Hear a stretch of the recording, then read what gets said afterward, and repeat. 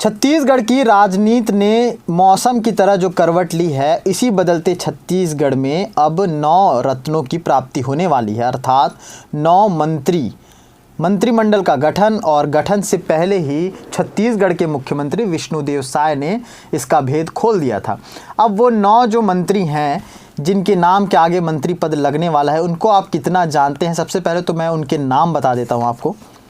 Ramvichar Netam Brijmohan Agarwal, Kedar Kashyap, Shyam Bihari Jaiswal, Lakshmi Rajwade, OP Chaudhary, Lakhanlal Dewangan, Dayal दास बघेल और टंकराम वर्मा। तो ये 9 नाम हैं जिन नामों के आगे मंत्री पद जुड़ने वाला है। मंत्रिमंडल के गठन को लेकर के लगातार कयास लगाया जा रहा था। कई नाम अपनी तरफ से लोग जो एक दूसरे के परिचित हैं, जो प्रशंसक हैं, वो अपने अपने विधायकों के नाम उसमें जुड़वा रहे थे।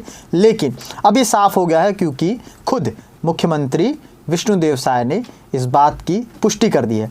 अब देखना ये है और देखते ये हैं कि आप इन मंत्रियों को कितना जानते हैं। बात करें रामविचार नेताम की। बलरामपुर जिले के रामानुजगंज विधानसभा सीट से कांग्रेस प्रत्याशी अजय तिर्की को 29,663 वोट से चुनाव हराकर विधायक बने हैं।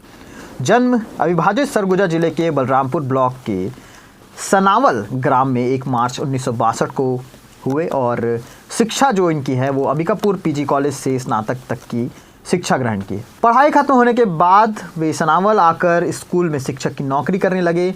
1990 में उन्होंने पाल विधानसभा क्षेत्र में पहली बार भाजपा की टिकट से विधायक निर्वाचित हुए। पाल विधानसभा अनुसूचित जाति जनजाति के लिए रिजर्व सीट है।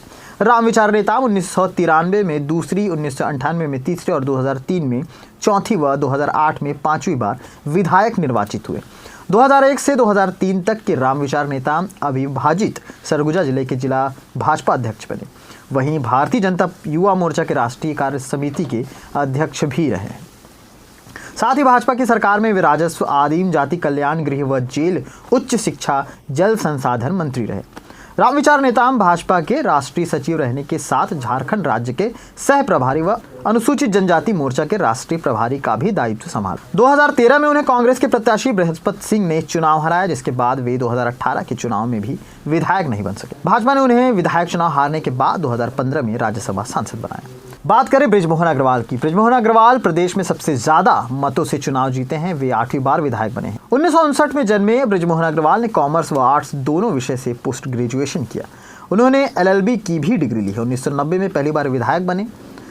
अग्रवाल ने भाजपा की छात्र इकाई ABVP से अपने राजनीतिक करियर की शुरुआत की। वे कॉलेज के छात्र संघ अध्यक्ष व भारतीय जनता युवा मोर्चा विभाजित मध्य प्रदेश के प्रदेश उपाध्यक्ष रहे।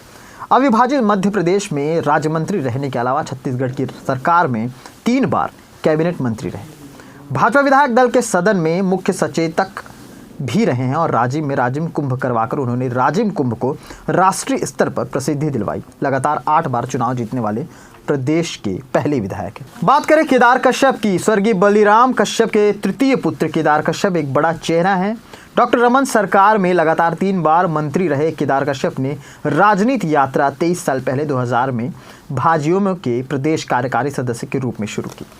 तत्पश्चात वे भाजयुमो के बस्तर जिला उपाध्यक्ष रहे। वे पहली बार 2003 प्रथम नारायणपुर विधानसभा सीट से विधायक निर्वाचित हुए। दूसरी बार 2008 एवं 2013 में तृतीय बार विधानसभा के लिए निर्वाचित हुए। इस दौरान उन्हें रमन मंत्रिमंडल में पहले लोक स्वास्थ्य यांत्रिकी राज्य मंत्री, फिर 2013 मंत्री आदिम जाति तथा अनुसूचित जाति विकास, पिछड़ा वर्ग एवं अल्पसंख्यक विकास, स्कूल शिक्षा मंत्री बने।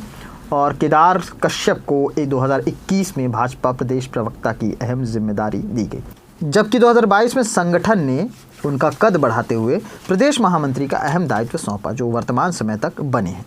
लक्ष्मी राजवाड़े भटगांव विधानसभा से पहली बार विधायक निर्वाचित हुई। उन्होंने कांग्रेस के पारस रजवाड़े को 43,858 वोटों से चुनाव हराया। लक्ष्मी राजवाड़े मात्र 31 वर्ष की हैं और विधायक निर्वाचित हुई हैं, तो ये अब तक की सबसे कम उम्र की मंत्री मानी जा सकती हैं। छत्तीसगढ़ में पहली महिला मंत्री इतने कम उम्र की। बात करते हैं OP चौधरी की। जाना माना नाम आईएएस की नौकरी छोड़कर वर्ष 2018 में राजनीति में आए ओपी चौधरी ने पहला चुनाव अपने गृह क्षेत्र खरसिया से कांग्रेस विधायक उमेश पटेल के विरुद्ध लड़ा था, किंतु 17,000 वोटों से पराजित हुए थे। इसके बाद ओपी को भाजपा के प्रदेश महामंत्री की कमान दी गई और तत्कालीन कांग्रेस सरकार में ओपी ने पूरे प्रदेश में विपक्ष का सबसे मजबूत किरदार बने। वहीं इस बार चुनाव में ओपी चौधरी ने रायगढ़ विधानसभा से एक पर्चा भरा और कांग्रेस विधायक प्रकाश नायक को लगभग 65,000 के रिकॉर्ड वोटों से पराजित कर रायगढ़ के विधायक चुने गए। चुनाव जीतने के बाद प्रदेश में भाजपा का बहुमत आने के बाद से ही ओपी चौधरी के मंत्री बनने की चर्चा तेज हो गई। खास बात यह है कि रायगढ़ में ओपी के पक्ष में चुनाव प्रचार के दौरान केंद्रीय गृह मंत्री अमित शाह ने मतदाताओं से चौधरी को बड़ा आदमी बनाने का वादा किया था, इसलिए ओपी का मंत्री बनना तय था। बात करें लखनलाल देवांगन की तो कोरबा विधानसभा से विधायक निर्वाचित हुए हैं और उन्होंने 3 बार के विधायक व मंत्री जयसिंह अग्रवाल को 26,000 से भी अधिक मतों से चुनाव हराया। ओबीसी वर्ग से आने वाले लखनलाल देवांगन पूर्व में कोरबा निगम के महापौर व पड़ोसी कटघोरा विधानसभा से विधायक रह चुके हैं। दयाल दास बघेल नवागढ़ विधानसभा से विधायक दयाल दास बघेल 1983 से 2000 तक सरपंच रहे।